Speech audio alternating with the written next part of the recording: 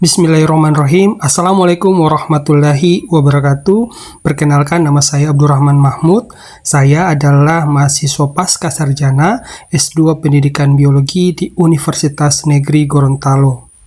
Pada video kali ini saya akan mempresentasikan dan menjelaskan tugas mata kuliah biostatistika terkait pengolahan data pada studi kasus pengaruh metode inquiry dan kemampuan awal terhadap hasil belajar matematika di kelas 8 SMP Negeri 1 Kota Gorontalo. Adapun soal yang harus kami analisis atau olah datanya adalah terkait pengaruh metode inquiry dan kemampuan awal terhadap hasil belajar matematika di kelas 8 SMPN 1 Kota Gorontalo dengan rumusan masalah sebanyak 4. Yang pertama adalah apakah ada perbedaan hasil belajar antara siswa yang dibelajarkan dengan metode inquiry dan metode expository di kelas 8 SMPN 1 Kota Gorontalo? Yang kedua, apakah ada pengaruh interaksi antara metode pembelajaran dan kemampuan awal terhadap hasil belajar matematika di kelas 8 SMPN 1 Kota Gorontalo? Yang ketiga, pengaruh metode inquiry terhadap hasil belajar, dan yang terakhir adalah pengaruh kemampuan awal terhadap hasil belajar matematika. Dengan X1 adalah metode inquiry, data X2 adalah kemampuan awal, dan Y adalah hasil belajar. Berikut merupakan data hasil penelitian dari studi kasus yang sudah saya jelaskan sebelumnya. Bisa dilihat jumlah datanya itu ada 30. Masing-masing X1, X2, dan nilai Y-nya jumlah datanya adalah 30. Data-data ini nantinya akan digunakan untuk dianalisis atau diolah untuk menjawab rumusan masalah yang ada. Untuk mengolah data yang ada tadi, kita perlu melakukan proses tabulasi data dan pengolahan data, di mana proses tabulasi data dan pengolahan data ini saya menggunakan SPSS untuk melihat uji perbedaan rata-rata untuk soal nomor 1. Nah, pada kesempatan kali ini saya akan menampilkan bagaimana proses tabulasi dan proses pengolahan datanya. Untuk proses tabulasi pada SPSS, kita menuju pada variabel view, lalu kita mengetikkan metode pada kolom name, lalu pada kolom decimals kita mengubahnya menjadi angka 0. Bapak Ibu, selanjutnya pada kolom values mulai lakukan coding dengan cara coding angka 1 sebagai metode inquiry, kemudian kita klik add. Ya Bapak Ibu. Oke, selanjutnya coding lagi angka 2 sebagai metode expository. Kemudian kita klik add dan oke. Lalu, Bapak Ibu, pada baris kedua kolom name, isi dengan nama variabel datanya. Lalu, ubah angka 2 menjadi 0, ya, menjadi 0 pada kolom decimals. Selanjutnya, Bapak Ibu, pada bagian data view, kita mengisi baris 1 sampai dengan 30 pada kolom metode dengan angka 1. Sedangkan pada baris 31 sampai dengan 60 pada kolom metode kita mengisi dengan angka 2. Selanjutnya Bapak Ibu, pada kolom hasil belajar, isi baris 1 sampai dengan 30 dengan data pada metode inquiry. Oke. Selanjutnya pada baris 31 sampai dengan 60 isi dengan data dari metode expository. Oke, ya. Oke. Disalin ya untuk 31 sampai dengan 60 dengan data expository. Langkah selanjutnya yang kita harus lakukan adalah mengecek normalitas data. Dengan cara kita klik analyze, kemudian kita pilih bagian deskriptif statistik, lalu pilih explore. Oke, selanjutnya input variabel metode ke factor list dan input variabel hasil belajar ke dependent list-nya. Oke, kemudian klik statistik, pilih continue, kemudian klik plot, lalu centang normality plot with test, ya, centang. Kemudian klik continue, ya. Lalu klik OK, nanti akan muncul outputnya seperti ini Bapak Ibu. Berikut adalah hasil normalitas data. Uji yang digunakan adalah uji Shapiro-Wilk karena penggunaan dalam data kurang dari 50 pengamatan. Oke, itu catatannya.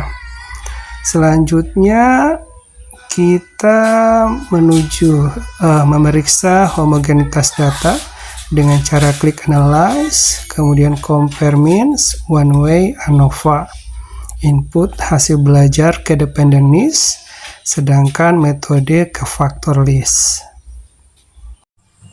Kemudian klik properties, pastikan kembali significance level yang digunakan. Kemudian klik continue, lalu klik post hoc dan centanglah homogeneity of variance test-nya, ya. Jangan lupa, kemudian klik continue, lalu klik OK. Nanti akan muncul hasil outputnya seperti ini. Oke, berikut ini merupakan nilai p-value dari uji Levene untuk mengetahui homogenitas variansi pada kedua data. Oke, langkah selanjutnya adalah kita melakukan uji T2 sampel independen dengan cara klik analyze, kemudian compare means individual sample t-test, ya. Kemudian input variabel method ke grouping variabel dan input hasil belajar ke tes variabelnya. Oke, selanjutnya kita klik lalu continue. Pada grouping variabel, klik define groups, lalu masukkan grup 1 dengan angka 1 dan grup 2 dengan angka 2, lalu klik continue, oke, lalu akan muncul nilai p-value dari hasil uji T2 sampel bebas. Ya. Oke, perhatikan tabelnya ya. Kemudian kita harus fokus pada baris pertama, equal variance assume, karena saat uji homogenitas variansi datanya adalah homogen. Selanjutnya Bapak Ibu, kita fokus juga pada significant to tail. P-value-nya berada pada baris pertama, ini yang saya lingkari. Ya, Bapak Ibu, untuk lebih jelasnya. Kemudian kita klik ya, klik 2 kali pada p-value-nya untuk melihat angka lengkapnya berapa. Setelah kita melakukan tabulasi data dan pengolahan data untuk menganalisis soal nomor 1, kini kita masuk pada tahap tabulasi data dan pengolahan data untuk menganalisis pengaruh atau regresi linear berganda pada soal nomor 2 sampai dengan nomor 4 ya Bapak Ibu ya. Selanjutnya kita melakukan proses input variabel X1 pada kolom name, kemudian ketik keterangan nama pada variabel X1 pada kolom label. Ya, lakukan hal yang sama pada variabel X2. Ya, kemudian lakukan juga hal yang sama pada variabel Y-nya. Ya, variabel Y-nya kan adalah hasil belajar metode ekspositori. Berikutnya kita masuk pada data view, masukkan data X1, X2, dan Y-nya. Ya, kita masukkan semua datanya, lalu paste pada data view-nya. Selanjutnya, mulai untuk mengecek linearitas data yang berada di bagian graphs. Input variabel Y ke dalam vertical axis variabel, dan variabel X1 ke dalam horizontal axis variabel. Kemudian kita checklist, dicentang, kemudian diklik, oke, langsung continue. Oke, kemudian klik OK. Nanti akan muncul diagram pencar antara variabel X1 dan Y. Ya, diperhatikan.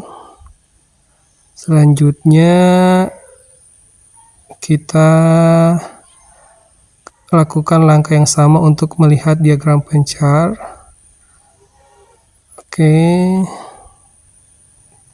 Kita pindahkan ke bagian ruas sebelah. Klik, kemudian continue. Klik OK. Nah, ini merupakan diagram pencar antara X2 dan Y. Langkah selanjutnya, kita akan mulai lakukan analisis regresi linear berganda. Klik Analyze, lalu ke bagian Regression Linear. Masukkan variabel Y ke dependen dan masukkan variabel X1 dan X2 ke independen. Oke, klik statistik, lalu centang yang diperlukan. Oke, klik. Kemudian klik continue. Klik plot, lalu input spreadsheet ke kolom Y dan jepret ke kolom X, centang juga normality probability plotnya. Oke, setelah semuanya selesai, klik continue. Oke, optionnya kita lihat. Oke, klik continue, lalu klik OK. Nah, muncullah hasil outputnya. Oke, kita perhatikan ini kolom R-squared adalah nilai untuk koefisien determinasinya. Kemudian Durbin-Watson adalah nilai dihitung untuk perhitungan autokorelasinya. Oke, ini adalah nilai sigma pada ANOVA adalah p-value dari uji F. Kemudian kita perhatikan dengan seksama nilainya, signifikannya berapa. Oke. Kemudian kita lihat pada kolom B ini adalah nilai beta pada estimasi parameter. Kemudian kita lihat nilai VIF digunakan untuk mendeteksi adanya multikolinearitas, ya. Kita lihat, nilai signifikannya di sini, ya. Nilai signifikan pada koefisien merupakan p-value dari uji parsial atau uji T untuk masing-masing variabel. Oke, setelah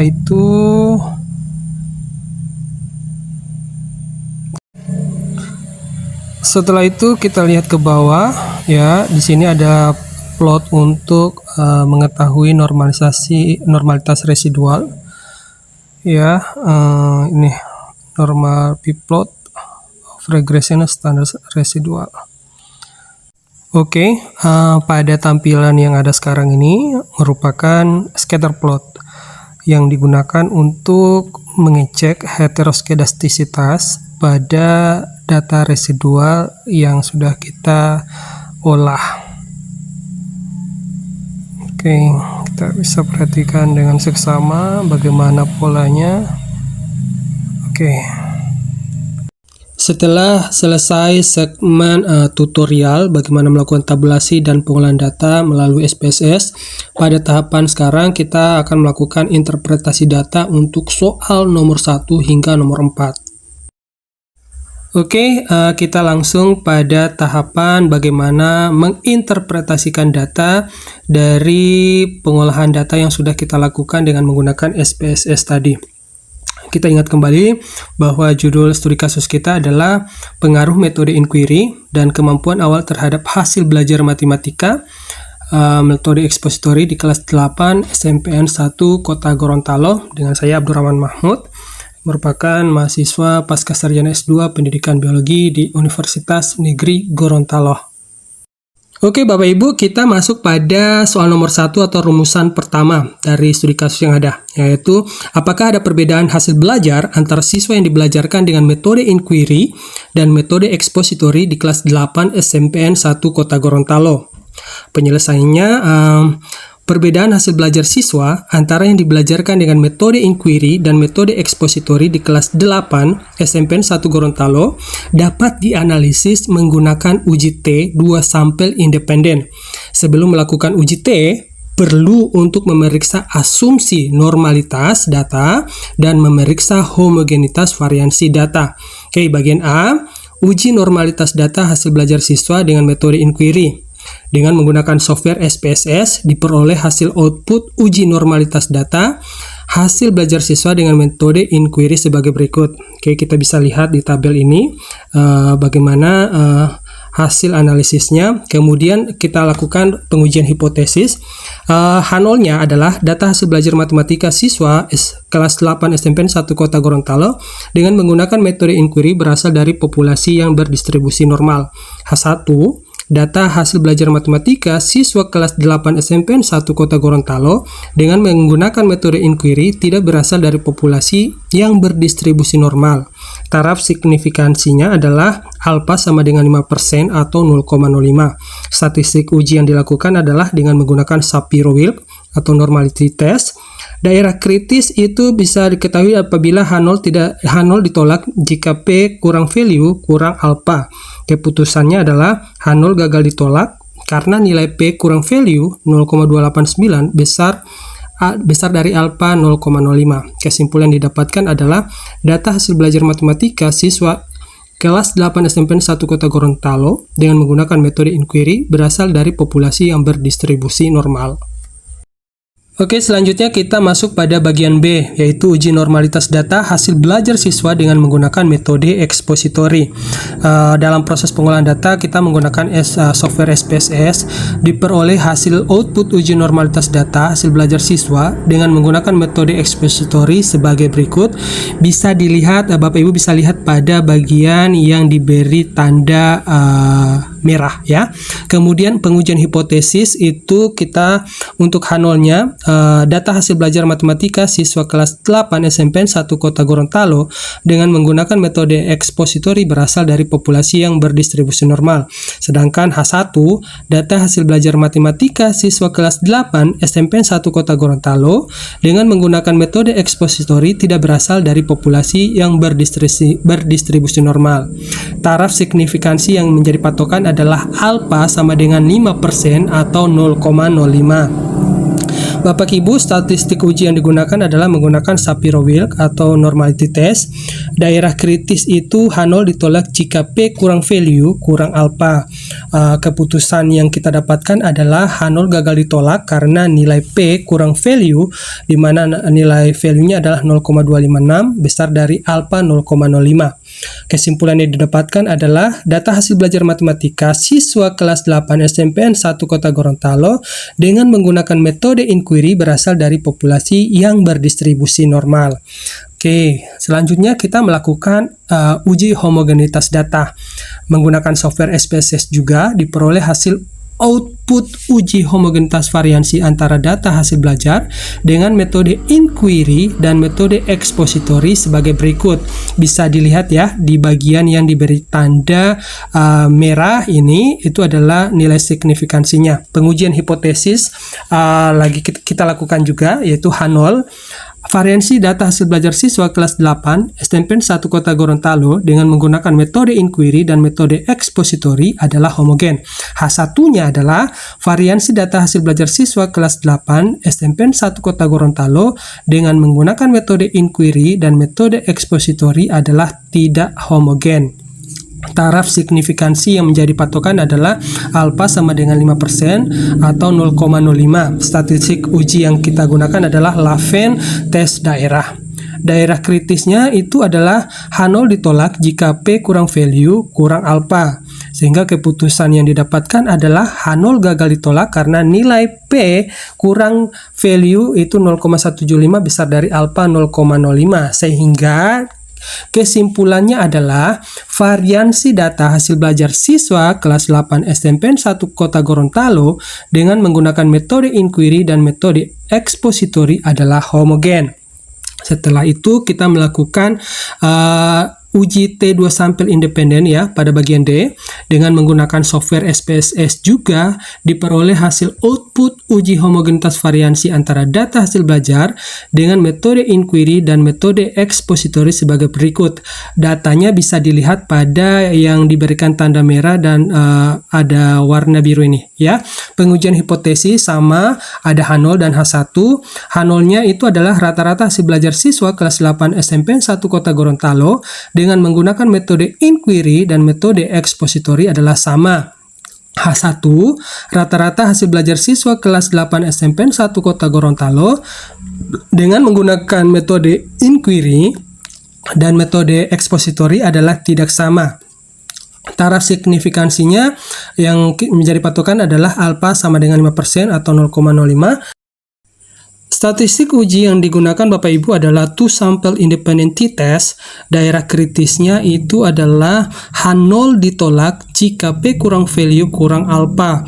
Keputusan yang didapatkan adalah H0 ditolak karena nilai P kurang value, di mana value-nya adalah 9 kali 1063 kali 10 pangkat minus 29 kurang dari nilai alfanya itu 0,05, sehingga kesimpulannya adalah rata-rata hasil belajar siswa kelas 8 STMPN 1 Kota Gorontalo dengan menggunakan metode inquiry dan metode expository adalah tidak sama. Oke, Bapak Ibu, kita masuk pada rumusan masalah kedua, yaitu soal nomor 2, yaitu apakah ada pengaruh interaksi antara metode pembelajaran inquiry dan kemampuan awal terhadap hasil belajar matematika dengan metode expository di kelas 8 STMPN 1 Kota Gorontalo. Penyelesaiannya adalah pengaruh interaksi antara metode pembelajaran inquiry dan kemampuan awal terhadap hasil belajar matematika dengan metode expository di kelas 8 STMPN 1 Kota Gorontalo dapat dianalisis dengan menggunakan metode regresi linear berganda. Berdasarkan soal, dapat diidentifikasi variabel penelitiannya, yaitu X1 adalah hasil belajar matematika siswa dengan metode inquiry, X2 adalah kemampuan awal siswa, Y adalah hasil belajar matematika siswa dengan metode expository. Kita lihat pada bagian A untuk mengecek linearitas data. Diagram pencar antara data hasil belajar matematika siswa dengan metode inquiry dengan hasil belajar matematika siswa dengan metode expository ini bisa kita amati pada tampilan ini. Berdasarkan diagram pencar yang ada ini, dapat dilihat bahwa data tersebut ternyata linear karena terdapat banyak sebaran data yang mendekati garis diagonalnya, ya Bapak Ibu ya. Kemudian dapat disimpulkan juga bahwa data hasil belajar matematika siswa dengan metode inquiry dengan hasil belajar matematika siswa dengan metode expository adalah linear dan dapat dilanjutkan dengan menggunakan atau melakukan analisis regresi linear berganda. Oke Bapak Ibu ya. Selanjutnya, kita lihat diagram pencar antara data kemampuan awal siswa dengan hasil belajar matematika siswa dengan metode ekspositori. Diperhatikan ya Bapak Ibu diagram pencarnya. Berdasarkan diagram pencar ini dapat dilihat bahwa data tersebut tidak linear karena tidak terdapat banyak sebaran data yang tidak mendekati garis diagonal. Jadi, dapat disimpulkan bahwa data kemampuan awal siswa dengan hasil belajar matematika siswa dengan metode ekspositori adalah tidak linear, namun tetap dapat dilanjutkan dengan melakukan analisis regresi linear berganda untuk melihat pengaruhnya. Oke, lanjut pada bagian B, pendeteksian multikolinearitas. Dengan menggunakan software SPSS diperoleh hasil output uji homogenitas variansi antara data hasil belajar dengan metode inquiry dan metode ekspositori sebagai berikut. Bisa dilihat oleh Bapak Ibu pada angka yang diberikan tanda merah ya. Nilai multikolinearitas atau VIF-nya adalah 1,075 untuk X1 dan X2-nya juga sama 1,075. Interpretasinya bagaimana Bapak Ibu? Oke, berdasarkan output di atas dapat diketahui nilai variance inflation faktornya dari kedua variabel bebas, yakni hasil belajar matematika siswa dengan metode inquiry X1 dan kemampuan awal siswa X2 yaitu kurang dari 10, di mana batas nilai multikolinearitas adalah sama dengan 10. Oleh karena itu, dapat dilakukan uji selanjutnya karena antar variabel bebas adalah independen. Oke, Bapak Ibu ya. Selanjutnya kita masuk pada bagian C, model awal regresi. Ya, Bapak Ibu, dengan menggunakan software SPSS di mana YI sama dengan beta 0 tambah beta 1 X1I tambah beta 2 X2I tambah epsilon I. Epsilon I ini istilah untuk residual. Keterangannya adalah Y1 merupakan variabel data hasil belajar matematika siswa dengan metode ekspositori KI, beta 0 rataan umum intercept, X1I adalah hasil belajar matematika siswa dengan metode inquiry KI, B1 adalah parameter variabel bebas X1, X2I adalah kemampuan awal siswa KI, beta 2 adalah parameter variabel bebas X2. Oke, kita masuk pada bagian D untuk estimasi parameter. Dengan menggunakan software SPSS diperoleh hasil output estimasi parameter model regresi sebagai berikut. Ya, Bapak Ibu bisa lihat di bagian tabel ada bagian yang diberikan tanda kolom dengan tanda merah, itu adalah hasil estimasi parameternya.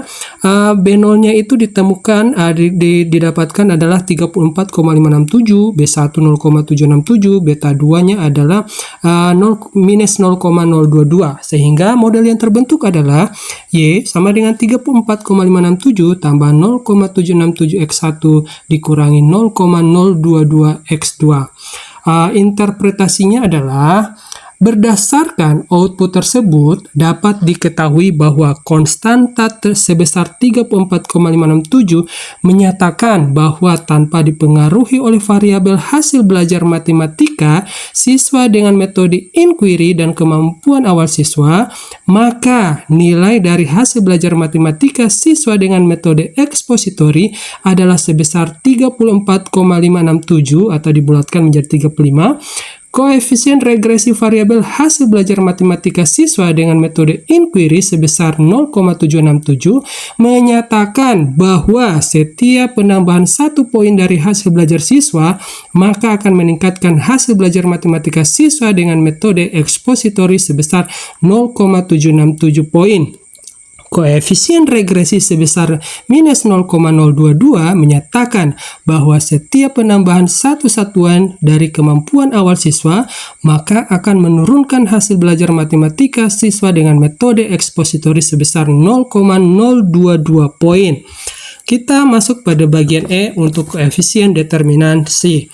Menggunakan software SPSS diperoleh hasil output koefisien determinasi sebagai berikut. Perhatikan Bapak Ibu, di bagian R square itu ada angka 0,368 yang diberikan tanda merah. Interpretasinya adalah koefisien determinasi sebesar 0,368 menyatakan bahwa 36,8% variasi yang terjadi pada hasil belajar matematika siswa dengan metode ekspositori disebabkan oleh hasil belajar matematika siswa dengan metode inquiry dan kemampuan awal siswa. Hal ini menandakan bahwa masih ada sekitar 63,2% variabel lain yang mempengaruhi hasil belajar matematika siswa dengan metode ekspositori yang belum diketahui. Oke, selanjutnya kita masuk pada bagian koefisien determinasi. Kita lihat pada uji simultan yang didapatkan adalah dengan menggunakan software SPSS diperoleh hasil output UJF sebagai berikut. Ya, pada tabel ANOVA ini nilai signifikansinya kita bisa lihat pada nilai yang diberi tanda biru. Ya, hipotesis yang muncul adalah H0 sama dengan beta 1 sama dengan beta 2 sama dengan 0. Artinya, secara simultan tidak terdapat pengaruh antara variabel hasil belajar matematika siswa dengan metode inquiry dan kemampuan awal siswa terhadap hasil belajar matematika siswa dengan metode ekspositori. H1 minimal terdapat 1 beta J tidak sama dengan 0, J sama dengan 1,2. Secara simultan terdapat pengaruh antar variabel hasil belajar matematika siswa dengan metode inquiry dan kemampuan awal siswa terhadap hasil belajar matematika siswa dengan metode ekspositori. Taraf signifikansi yang harus diperhatikan adalah nilai alfa sama dengan 5% atau sama dengan 0,05. Statistik uji yang digunakan adalah menggunakan uji F. Daerah kritisnya adalah H0 ditolak jika P kurang value kurang dari nilai alfa. Keputusan yang didapatkan adalah H0 ditolak karena nilai P kurang value atau 0,00204 kurang dari nilai alfa 0,05. Sehingga kesimpulannya adalah secara simultan terdapat pengaruh antara variabel hasil belajar matematika siswa dengan metode inquiry dan kemampuan awal siswa terhadap hasil belajar matematika siswa dengan metode ekspositori. Kita masuk pada bagian G, pemeriksaan asumsi. Asumsi normalitas residual ya. Kita lihat dengan menggunakan software SPSS diperoleh hasil output plot normalitas residual sebagai berikut. Interpretasi yang bisa kita lihat dari plot ini adalah grafik normal PP plot menunjukkan distribusi residual dari model regresi linear berganda. Pada grafik ini kita bisa lihat sebagian besar titik berada dekat dengan garis diagonalnya ya. Kemudian plot ini menunjukkan bahwa residual mengikuti distribusi normal. Dengan hal ini dapat dibuktikan bahwa asumsi normalitas residual terpenuhi. Kemudian kita masuk pada asumsi non-heterokedastisitas ya. Dengan menggunakan software SPSS diperoleh hasil output scatter plot untuk pemeriksaan heteroskedastisitas sebagai berikut. Kita bisa amati di plot ini, dan interpretasinya adalah plot scatter di atas menunjukkan pemeriksaan heteroskedastisitas pada model regresi nilai berganda dengan sumbu X sebagai nilai prediksi standar dan sumbu Y sebagai residual yang distandarkan.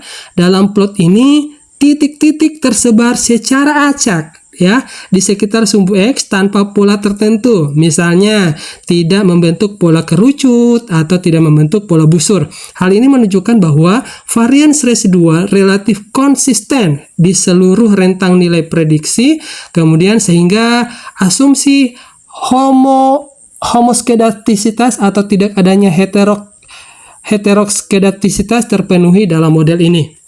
Kemudian kita masuk pada asumsi non-autokorelasi. Dengan menggunakan software SPSS diperoleh hasil output uji Durbin-Watson sebagai berikut. Bisa dilihat di tabel yang diberikan tanda kotak merah ya, itu adalah nilai Durbin-Watsonnya. Hipotesisnya adalah H0 tidak terjadi autokorelasi pada model regresi, H1 terjadi autokorelasi pada model regresi taraf regresi. Kemudian taraf signifikansinya masih sama, yaitu alfa sama dengan 5% atau sama dengan 0,05. Statistik uji yang digunakan adalah Durbin-Watson test.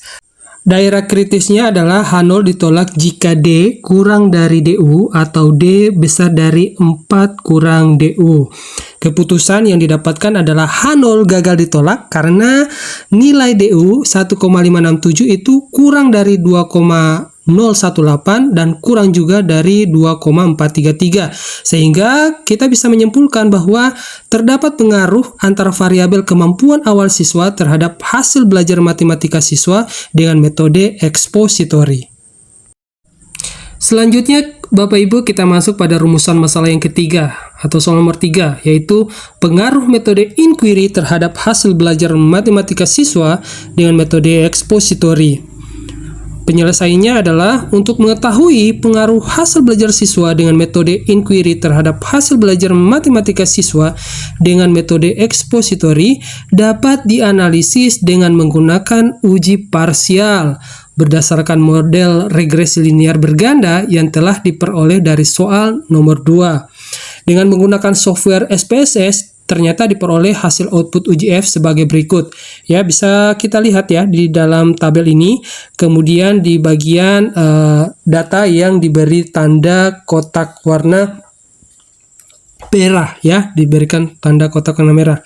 Hipotesisnya adalah H0 itu sama dengan beta 1 sama dengan 0, artinya tidak terdapat pengaruh antara variabel hasil belajar matematika siswa dengan metode inquiry terhadap hasil belajar matematika siswa dengan metode ekspositori. Kemudian H1-nya adalah beta 1 tidak sama dengan 0, artinya terdapat pengaruh antara variabel hasil belajar matematika siswa dengan metode inquiry terhadap hasil belajar matematika siswa dengan metode ekspositori. Taraf signifikansi yang perlu diperhatikan adalah nilai alfanya harus sama dengan 5% atau 0,05. Statistik uji yang digunakan adalah uji T, Bapak Ibu. Kemudian daerah kritisnya adalah H0 ditolak jika P kurang value kurang dari nilai alfa. Kemudian keputusan yang didapatkan adalah H0 ditolak karena nilai P kurang value-nya adalah 0,001 kurang dari alfa 0,05, sehingga kita bisa menyimpulkan bahwa terdapat pengaruh antara variabel hasil belajar matematika siswa dengan metode inquiry terhadap hasil belajar matematika siswa dengan metode ekspositori. Oke, selanjutnya kita masuk pada rumusan masalah yang keempat, atau soal nomor 4, yaitu bagaimana pengaruh kemampuan awal siswa terhadap hasil belajar matematika siswa dengan metode ekspositori. Penyelesaiannya adalah untuk mengetahui pengaruh kemampuan awal siswa terhadap hasil belajar matematika siswa dengan metode ekspositori dapat dianalisis dengan menggunakan uji parsial berdasarkan model regresi linear berganda yang telah diperoleh dari soal nomor 2.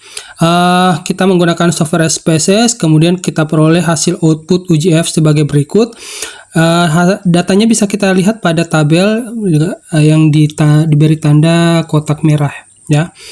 Kemudian hipotesisnya adalah H0 itu beta 2 sama dengan 0, artinya tidak terdapat pengaruh antar variabel kemampuan awal siswa terhadap hasil belajar matematika siswa dengan metode ekspositori. Kemudian H1 sama dengan beta 2 tidak sama dengan 0, artinya terdapat pengaruh antara variabel kemampuan awal siswa terhadap hasil belajar matematika siswa dengan metode ekspositori. Taraf signifikansi yang harus kita perhatikan adalah alfanya sama dengan 5% atau 0,05, sama dengan yang sebelum-sebelumnya. Statistik uji yang digunakan adalah uji T. Kemudian daerah kritis, H0 ditolak jika P kurang value kurang dari nilai alfa. Keputusan yang dihasilkan adalah H0 ternyata gagal ditolak karena nilai P kurang value itu 0,877 besar dari alfa 0,05, sehingga kita bisa menyimpulkan terdapat pengaruh antara variabel kemampuan awal siswa terhadap hasil belajar matematika siswa dengan metode ekspositori. Oke, Bapak Ibu, itulah jawaban penyelesaian dari rumusan masalah yang keempat. Oke, Bapak Ibu, akhirnya sampai pada bagian terakhir, yaitu tentang kesimpulan akhir dari pengolahan data terkait studi kasus yang ada dalam penugasan ini. Bapak Ibu, berdasarkan hasil analisis menggunakan uji T2 sampel independen yang telah dilakukan, dapat diketahui bahwa terdapat perbedaan rata-rata antara hasil belajar matematika siswa kelas 8 SMPN 1 Kota Gorontalo dengan metode inquiry dan dengan metode ekspositori. Adapun dari hasil analisis menggunakan regresi linear berganda, seluruh asumsi terpenuhi. Dapat diketahui bahwa secara simultan hasil belajar matematika siswa dengan metode inquiry dan kemampuan awal siswa berpengaruh terhadap hasil belajar matematika siswa dengan metode ekspositori.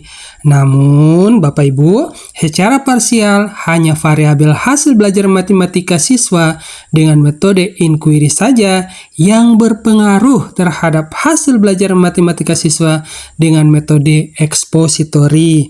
Sedangkan kemampuan awal siswa tidak berpengaruh terhadap hasil belajar matematika siswa dengan metode ekspositori di kelas 8 SMPN 1 Kota Gorontalo.